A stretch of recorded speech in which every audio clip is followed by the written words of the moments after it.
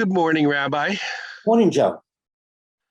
So I was listening to a song by that great rabbinical scholar, Mick Jagger. And the line stuck in my head. Um, he can't be a man because he doesn't smoke the same cigarettes as me.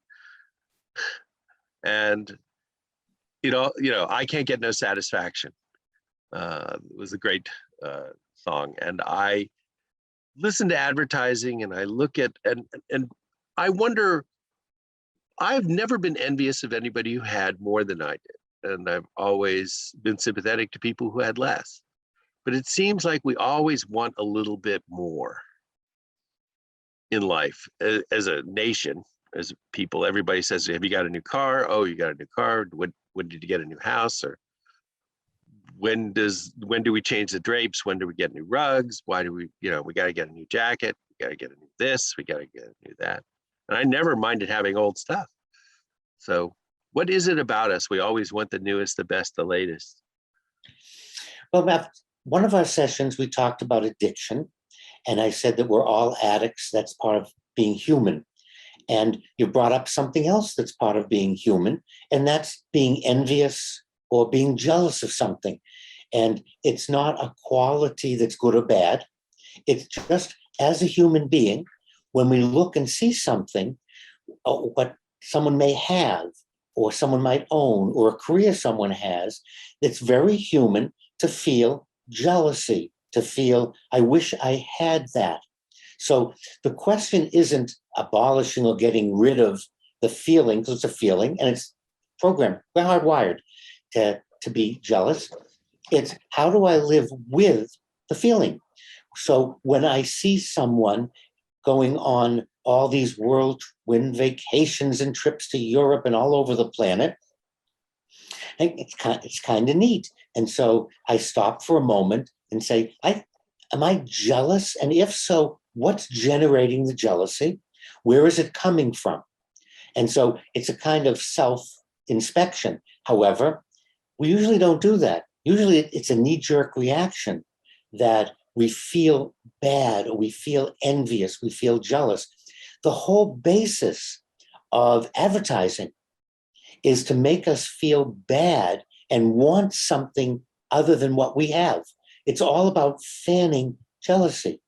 If you have hair, it's the wrong shape, it's the wrong color, it's too much. If you don't have hair, you need more, you need to change it. If you're tall, you should be short. If you're short, you should be tall. Whatever you are, advertisers tell us it's wrong, and they have a product that'll fix it. And they want to make us jealous. But it's not always just advertisers, or is it? When I look at cooking shows used to teach you how to cook things. Julia Child and Jack Pepin would say, peel your potato this way. Now the cooking shows are just about chefs yelling at one another and the end product, or having a fancy kitchen. And Bob Vila, who used to show you how to fix the stairs in your house, as opposed to, these guys are spending $100,000 to fix up their living room. Don't you wish you could do that, is the unwritten word? You hit it again. It's not just advertising. So let's move over to other programs. And again, what's happening is we are jealous, we get envious. That's a given. How can I make money off of this? How can I be successful by manipulating people, by demonstrating these things, by fanning these things? How can I increase my readership, my viewership? And we want to go, wouldn't you like to have this? And part of underlying this is you're an inferior person because you didn't take the trip to Croatia.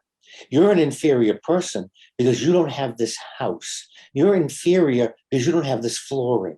There's something wrong with you because the meals you're eating aren't these meals. And all of us have come to realize that Facebook and much of the social media is people showing things off so that they can feel superior as opposed to communicating.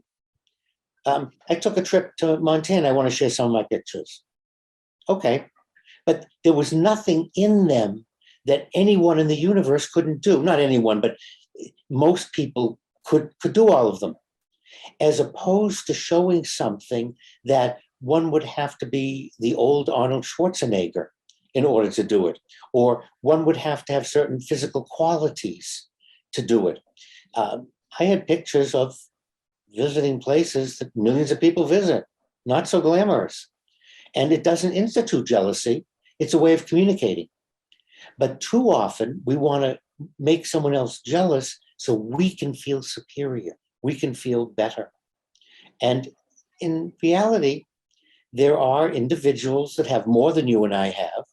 There are individuals who have a lot less than you and I have.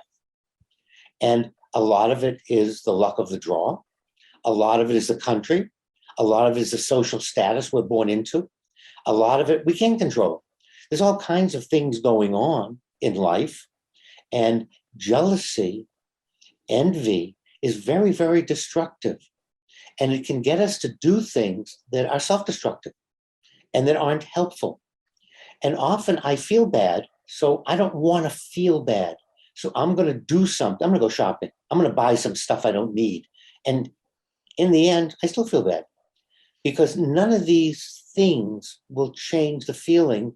What will change it is if I address it. If I say, I'm really jealous of Joe's studio. Well, I could create my own studio that looks like that. I don't have to be jealous. Or I can stop and say, well, why am I jealous? Is it because it makes him look much more creative than I am? And I want to think that I'm more creative than he is? What if I stopped for a minute and accept his studio? Hey, that's Joe's studio. Kind of neat. And I have my studio. If I wanted it different, I would make it different. And I'm very happy with my hair. And there was a time when I had hair and a lot of it. Okay, that's not now. So rather than running out and getting something or taking a medication or having surgery done, and in the end, I'm probably not going to be any happier. I'm still me. I'm still me. And so when we look at envy and jealousy, we want to stop and go, isn't it great that they took that vacation? What a beautiful house they have. What a wonderful job that allows that person to do that. They made some nice decisions, and that's who they are. And I'm okay with who they are. And I'm not going to be seduced into thinking that changing my car, changing my shirt will make me something other than what I am. I need a new shirt. I'm going to get something that looks nice, that's comfortable, without the illusion that it's going to change all my status and I'm going to be somehow a different person.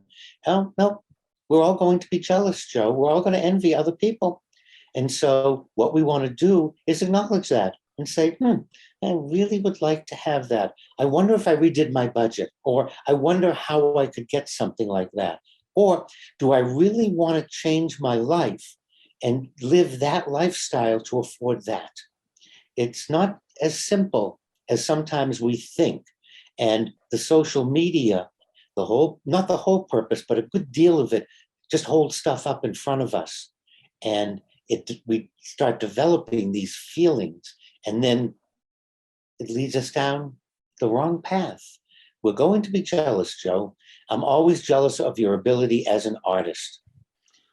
Well, and I'm jealous of your wisdom, but I get to enjoy it at least once a week. So I have that to fall back on. Thank you so much, Rabbi. And I get to enjoy your art and cartoons without having to be the cartoonist. And therein, Joe, lies our solution, enjoying what is. Thank you.